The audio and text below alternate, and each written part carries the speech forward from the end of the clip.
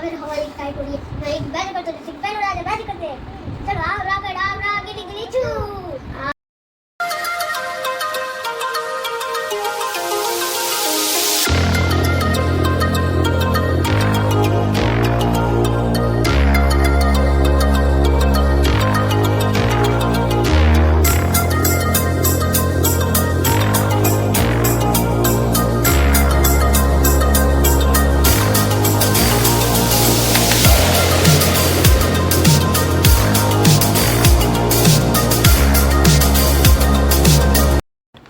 ये next day हो चुका है।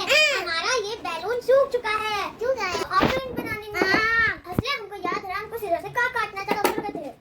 फ्रेंड्स मैंने एक लंप आउटलाइन बना दी है, दिखाऊं क्या है?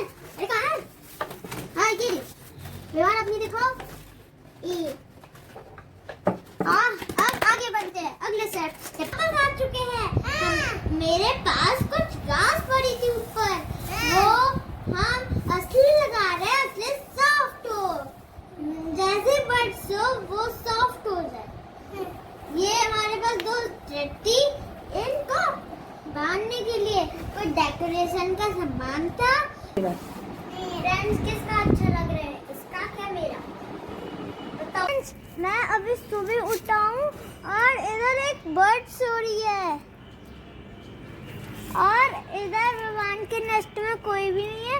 मेरे में कल रात एक बर्ड आई थी रेस्ट करने के लिए।